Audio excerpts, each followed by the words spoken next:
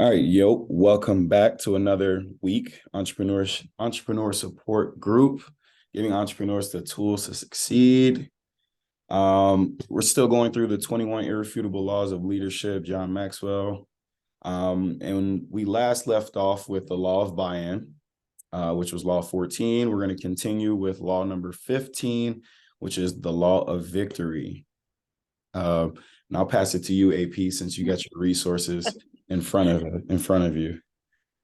I'm going to apologize in advance for the yawning that you have officially started. And now I can't stop. Let's just start with the little quote he has on his first page of this little chapter. Victorious leaders possess an unwillingness to accept defeat. The alternative to winning is totally unacceptable to them. Mm. Mm. So pause right there, let that digest. That's like the NASA failure is not an option quote. You're not going in and I think we talked about this. I can't remember when we talked about this with the backup plan thing. That you don't go in with backup plans, like planning to fail on your first mission. We need to look at backup plans more as alternative paths to the end goal. Not necessarily, oh, well, when this fails, I'm going to do this instead. Change that mindset of thinking so that we take away failure and just have different ways to get there. So when this path shuts down or we hit a roadblock that we can't get around, we reverse course and go somewhere else. Yeah, kind of flying by this. Go ahead. No, I was just gonna say it's almost like that player or that athlete or that team member who's going to do whatever he can to put his team in a position to succeed, to get those small victories, because they understand that, yes, failure is not an option. However, I probably can't do it all myself. Right. Do we just need to keep mentioning Jimmy Butler in every single one of these comparisons? Because that kind of sounds like him right now. Yeah, I mean, it is, because we'll get into it maybe today. Law number 18. We can probably and I'm flying by the seat of my pants as well, because I wasn't expected to. I tried to mute myself. Go ahead, continue. Was just let the dog bark. It's not a bad thing to have pets.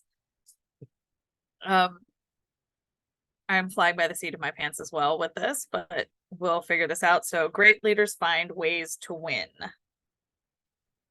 The best leaders feel compelled to rise to a challenge and do everything in their power to achieve victory for their people. In their view, leadership is responsible, losing is unacceptable, passion is unquenchable, creativity is essential, quitting is unthinkable, commitment is unquestionable, victory is inevitable. Thoughts as you are walking? Oh, are you muted? Yeah, I had to mute myself. Buddy was going crazy at nothing. But he hears a random voice in the house. Cut the dog some slack. No. That's not why. Yeah, it's just I feel like when it comes to being a leader in general, you're going to find a way to get it done. Like, you're going to find a way to win. You're going to and that's why I think we briefly talked about it last week. It's like the law of victory is like, well, at least how I see it, it's like the leader is going to do whatever he can to get those small wins for his team, which then later leads to big wins for his team, by sacrificing of himself, by, delegating, by putting his team in a position, his or her team in a position to succeed, which thus builds to the next law, which is momentum. But in order to get to the momentum and some of these other principles, you have to find ways for your team to win. Like, kind of like what we were talking about last night. It's almost like when you set these big goals and you have these things that you want to do, if you don't find a way to get those small wins, it makes it a lot more difficult to continue that upward trajectory. Well, and that's, I think, I was actually thinking about that this morning when I was going through, I was working on our strategic plan and I was finally putting the stuff in the SWOT analysis. And one of the weaknesses you had for us was big vision, but a small team and lack of resources. And I was thinking about that in that same reference is that we need to lose, and this is in general, this is not just specific to us, but I think people get lost too much on the bigger vision and they see the end goal and they want to be there instead of breaking it down into smaller steps. Like how can I get there? Like you don't just start at square one and end at the end of the game. You have to, there's a progression, there's a way to get there. And while the end goal is great and the big vision is amazing, there are a lot of little things that have to happen to get there, and breaking it down and taking those smaller steps and like, okay, I can see this, I want this right now, but let me pause on that and do all of these little things that will help me get there. And it may take 5 to 10 years or more sometimes to get that bigger vision, depending on, with a team it's a little bit different, but with a business, you may not get that big vision anytime soon, but all of those little small pieces, the little small things that you do, breaking it down into what can I do right now that will lead me to the next steps of right now? Because right now will constantly change, but what pieces of it can I tackle right away so that I can win and progress to the next step and add a little bit more so that we get closer to that bigger vision. Yeah.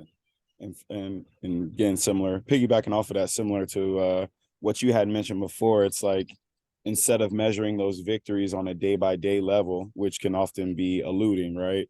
Because some days are different than others, measuring it over spans of time. Yeah. Allowing yourself to get those wins, because that leads to the next law, which is the law of momentum, which is, and again, I'm sure he did it intentionally, but all of these laws, they kind of go in a sequential order where it's like you can't, if you don't have one, it makes it a lot harder to get to the next one. I'm sure he did it intentionally, but well, in some ways, think of it, for people who have kids, think of it like the growth of a child. You don't necessarily see the growth, like the actual physical growth in your child every day, because you see your kid every day. And so you don't notice when your kid is half an inch taller than he maybe was a couple days ago. But when you look back at photos, or when they start putting on clothes that no longer fit, that fit a couple days ago, like that's when you start to realize, oh, wow, wait, growth is actually happening, even though I don't notice it because I see them every day. And I think that's where we get lost in that day-to-day vision. We're like, I wanted to do this, this, and this, and I didn't get it done. And it doesn't necessarily halt the progress. You can't, every day is not going to go, even you could plan out every single day down to the minute. And most days aren't going to work like that. Yeah. They're not going to go as planned. They're not going to be that smooth. And it's that progression as it happens, and looking at the whole picture in that respect, not like the big picture as an end goal, but like the whole picture of where did I start and where am I now? Have I moved? Am I still moving? When you halt that progress, that's the problem. So 3 components of victory. And this just, I guess it seriously relates to sports and a team, but because that's what I'm hearing as I read this chapter. 3 components of victory. Number 1, unity of vision. I always think of, God, this was years ago, because I actually was working for the Wizards when they had this. One of their slogans many, many, many, many years ago was one team, one goal. Trying to kind of, it's really weird when you're moving around with no sound, but obviously if you've got a bunch of people, you've got to get their individual goals can't all be different from the one business goal. Shall I keep moving, or do you want to pause for thoughts there? No, you can go ahead and run through them. You can go ahead and run through. Diversity of skills is number 2. We've talked about that. Like, we don't have to be able to do everything. This is what we bring other people into our team for. We're never going to know how to do everything, and we can't just bring people who know how to do what we do or see things the way we see things. We've got to bring that diverse group together so that different people can be great at different things to make us all great at the big thing. And number 3, a leader dedicated to victory and raising players to their potential. We've also talked about that with developing. Like, we're not just here as leaders to tell people what to do. We're trying to develop other, not just leaders, but other workers, other staff, help them grow in their positions. And again, as athletes, we understand that we don't want a player to just stay where they are at their skill set. Our goal as a coach is to help them build off of that skill set and get better at not just that, but even different things, because the more diverse they are as a player, the more valuable they are to the organization, because they can handle many different things instead of just one. Okay, no thoughts. Yeah, I mean, again, I think it starts with that shared vision as a leader. Like, if you want to get a win, you got to make it plain what the vision and the goal is of your organization. I do think a lot of starting out entrepreneurs, um, they set the goal as making money. Making money isn't, I don't think it's a concrete enough unified vision. Like, how much money, even if you set a dollar goal, it doesn't, and this is my opinion, it's not captivating enough to get other people to buy into the vision, right? I mean, you might initially get people on the bus, but if you want to keep them on the bus, money's not going to be the only thing that keeps them on there. It has to be a shared vision. Um, I forgot the second one that you mentioned, but that third one, Diversity of um, skills was the second one. diversity of skills, and then the third one was continuing to develop the team, correct? Mhm. Something along those lines. And I think that if your shared vision includes, trying to develop, your team, that way they get not only the monetary gain from Mhm. joining your organization, but they can actually improve themselves. So even if they Mhm. were to move on, they got something out of it. Um, and then also that diversity of skill set, I think, is important too, because again, as entrepreneurs starting out, we try to find other like-minded people who think like us, who act like us. Entrepreneurs, usually gravitate towards other people who are entrepreneurs, and that's not always the people that you need on your team, right? That might not be your inner circle, like we talked about earlier. Like, you might need diverse skill sets within your inner circle if you're going to accomplish that shared goal or vision, because you can't have 3 Steph Currys on the team, right? You got to have somebody got to play defense, I was gonna right? say, Like, you need somebody who is comfortable actually being in the organization. Otherwise, everybody's going to want to leave to do their own thing. You need those people who are the 9 to 5ers, the organization, like that kind of mindset as well. yeah.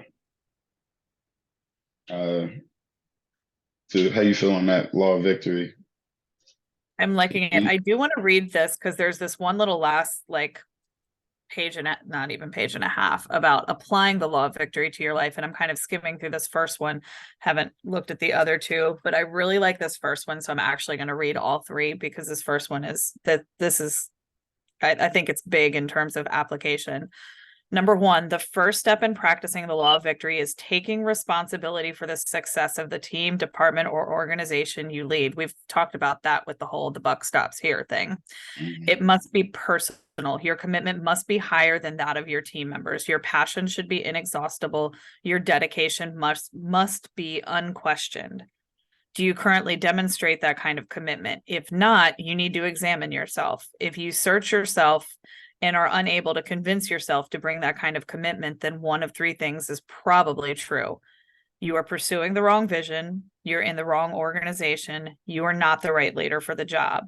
You will have to make adjustments accordingly. And I really liked that one specifically because I think self-awareness is a really hard thing for a lot of people, especially nowadays. We definitely don't like accountability. So looking in the mirror and saying, you know what, I'm not doing this right, or I'm, not holding up the values or the standards that I need to be holding up, or I'm not the person for this job. I think those are really difficult things for people to do. But as an entrepreneur for success, I think self-awareness has to be something that we work insanely hard on achieving, because if we aren't self-aware and if we don't know our strengths, our weaknesses, how to continue to lean into our strengths, how to develop those weaknesses, how to, be the best that we can be to motivate others, then I think we're setting ourselves up for failure. Mm. Mm. No thoughts. I agree. And I'll just read down these other two because, they are worthwhile as well. If you are dedicated, number 2, if you are dedicated to leading your team to victory, you will have your best shot at victory if you have the right people on the team. Think about all the skills necessary to achieve your goals. Write them down.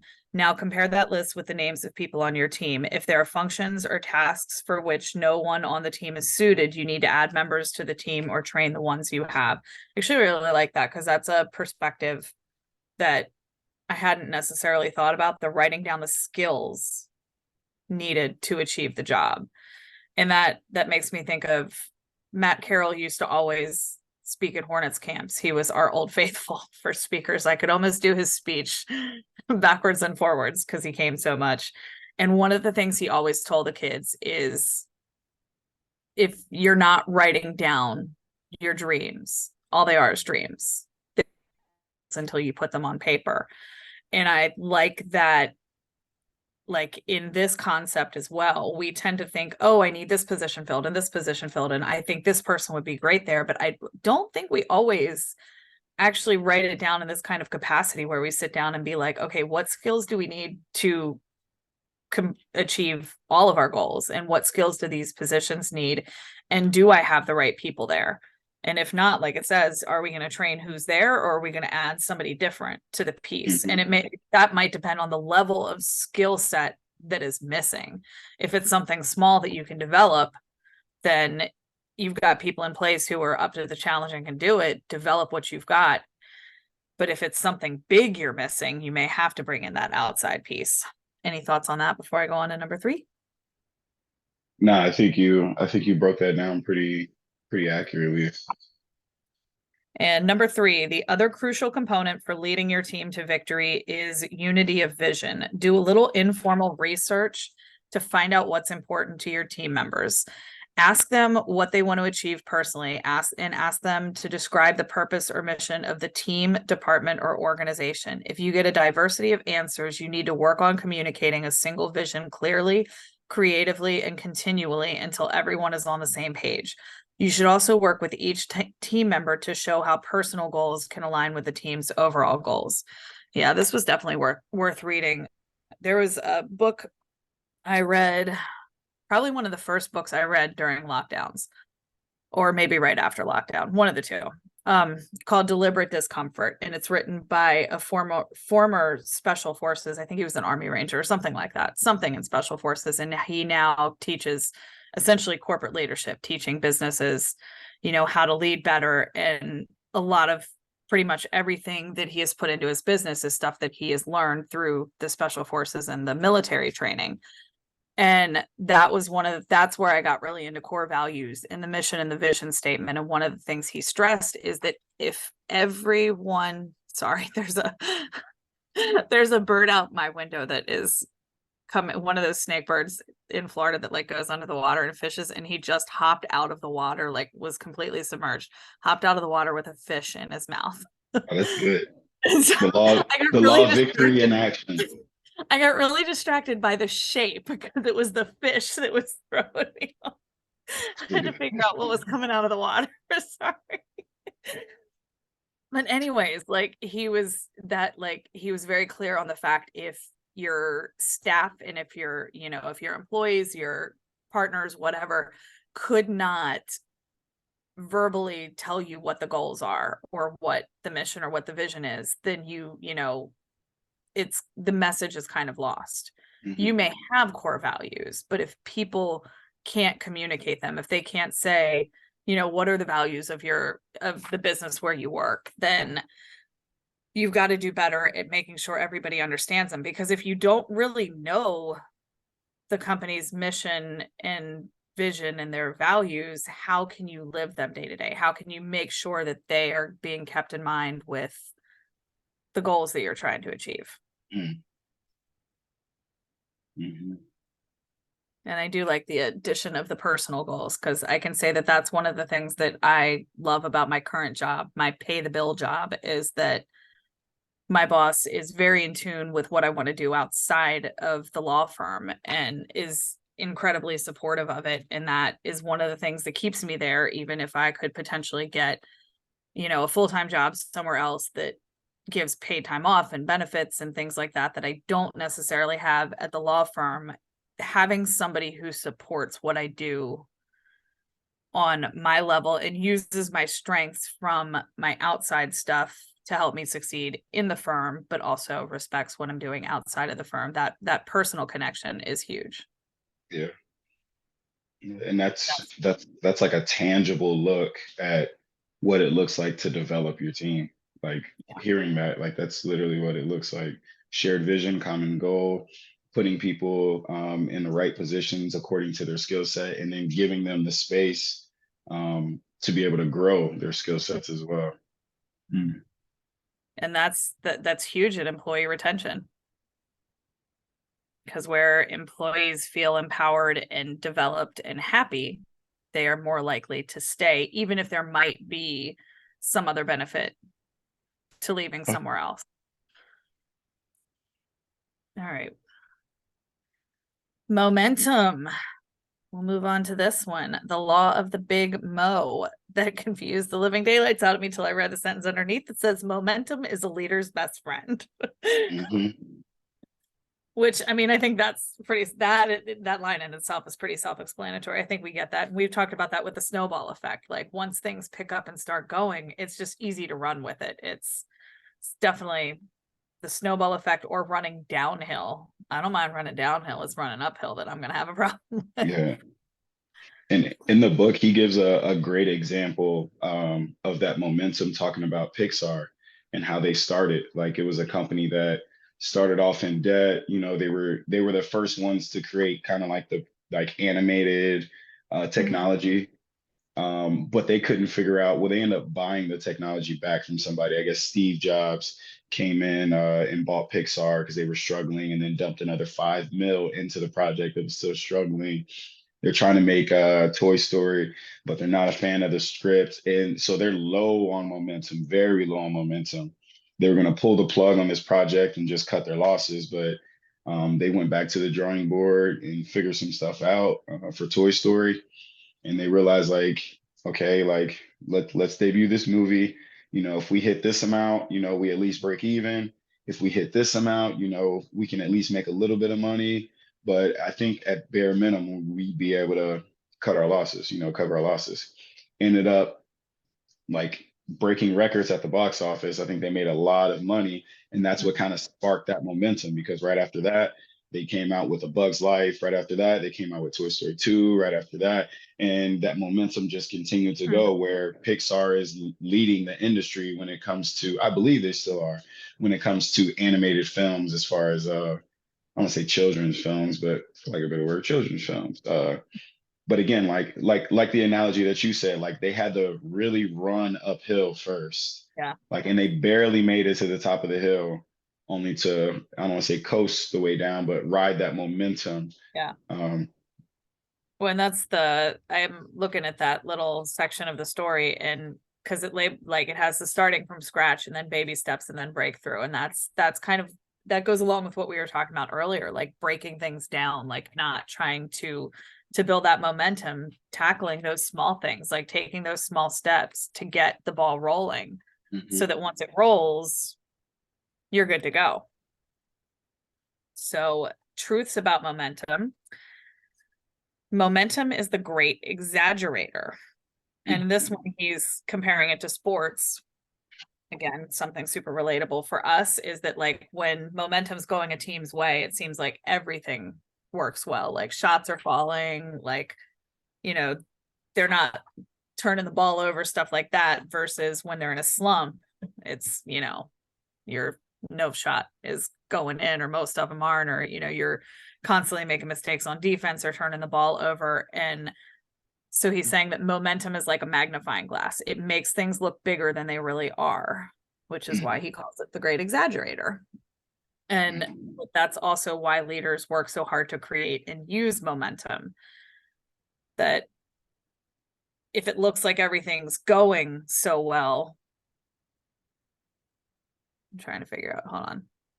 I'm looking at that. If it looks like everything is going so well, people are more excited about actually doing it and getting in there and continuing that momentum. I mean, shoot. I mean, think about, you know, keeping in the sports realm. You got one team who's winning some basketball games. They're on a 10-game win streak. They don't mind going into practice and putting in Yeah. some work. But you get that team that's lost 4, 5, 6 games in a row. That momentum's behind them. They get to practice like, Very yo, discouraged. very discouraged. Like, and again, like like it's the same thing. It's practice. You're there to Yeah. get better. But again, the great exaggerator, you know? Yep. So if you're losing games, and that's why sometimes in the sports world they say we need those easy wins. We need those Yeah. for sure games, those home games. And like we talked Mm-hmm. about the law of victory, those small goals. We need to set some small goals just so we can get some momentum going. And get it pushed. And that's actually his last sentence of that little section kind of sums up what you just said. Well, when you have momentum, you don't worry about small problems, and many larger ones seem to work themselves out. You don't get caught up on the hiccups. See, we're running short on time, so we'll get through. Ooh. Okay, we'll try to fly through these. Momentum makes leaders look better than they are. That kind of couples into what we were just saying. If everything looks great, then it makes it really easy for a leader to look well, if things look like they're doing a great job. If everything is going well and things are kind of working themselves out and you don't have to pause and deal with a crisis. So definitely good in that respect. Just don't get caught up in that. Future leaders, make sure that you are still prepared to handle when things fall apart. Mm-hmm. Momentum helps followers perform better than they are. You just talked about that with the practice thing. Momentum is easier to steer than to start. Mm-hmm. That we know. And I like his example for this one is water skiing. And that makes perfect sense when you think about it, because it's the getting started on the boat. You can't stand in the water on skis and go different directions. You've got to get started before you can actually kind of steer yourself on them. That's a pretty good description on that one. Momentum is the most powerful change agent. And that was your thing with Pixar. Once they got it, you know, now everybody's on board, and it's this big thing making a ton of freaking money. Yeah. Momentum is the leader's responsibility. So it is up to us to create that momentum, and even to an extent, make sure we sustain that momentum, because we don't want to. And that's why I made that comment with the momentum makes leaders look better than they are. We have to be very careful about not getting complacent. Just because we have the momentum doesn't mean it can't stop. Mm-hmm. The pendulum always swings at some point, and so we have to make sure that we are not getting complacent, and that our team is not getting complacent, and we are still doing all of those little things that led us to where we were, so that we can keep that forward momentum. Momentum begins inside the leader. It starts with vision, passion, and enthusiasm. It starts with energy. You cannot kindle a fire in any heart until it is burning within your own.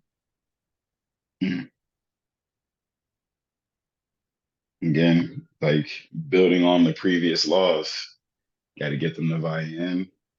The law of victory, you got to have that shared vision. Like you got to have that like those foundational pieces if you're going to build momentum. It's like a basketball team that has no plays, no sets. They just out there hooping. It's gonna be real hard to get in a groove of things as every single possession it's different. There's no continuity, there's no flow, there's no foundation, there's no shared vision or unity. Everybody's just out there trying to get them, right? Get theirs. So John Yep. Maxwell. And yes. And I mean, the rest of it is basically talking about stuff that we've already that it's already hit on: the moving, the immovable, and small beginnings, and momentum explosion. But I mean, you got to start somewhere.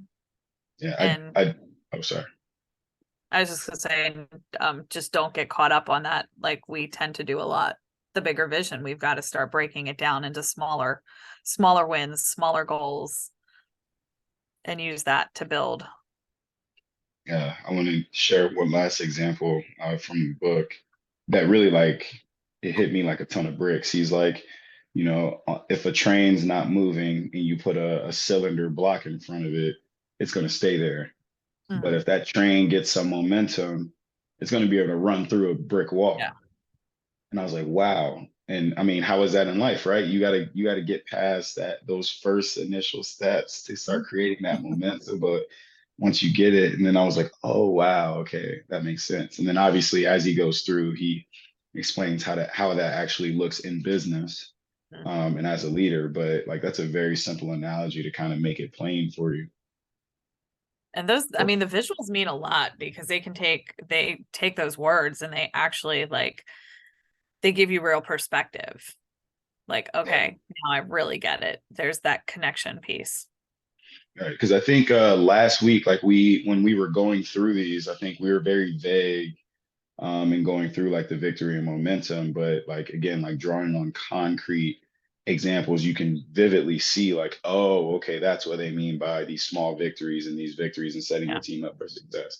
Oh, that's momentum. Like, okay, now I know how to build momentum. Okay, I got to go back to square one and get this Yeah. shared vision and make sure my team's in line and whatnot. So Yeah, no, I mean, we could spend an hour on each of these topics, and this is definitely why anybody watching should at some point read this book if you were not already. I'm not going to pretend that I have read it because clearly I was flying by the seat of my pants there, but it's worth the read. And I mean, I now not that I haven't been reading. I've read 3 books in the past week and a half, but it's all been personal stuff.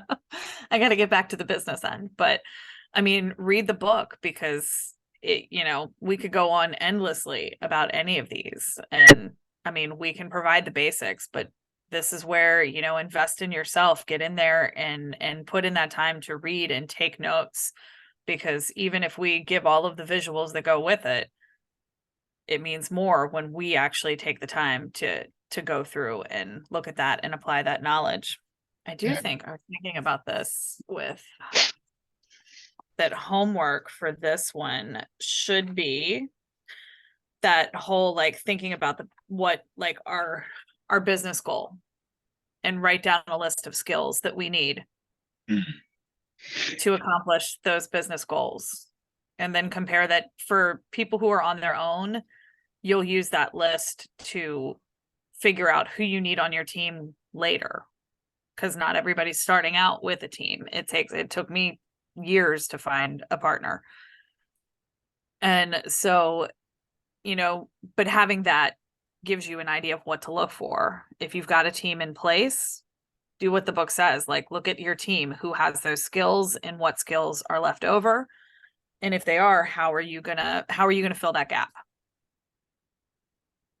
It's a good homework assignment. You heard the lady. Get to it. I'm just playing. No, Don't but make me get yeah, my ruler. I've got one. I can yeah, not the I can ruler, snap some knuckles.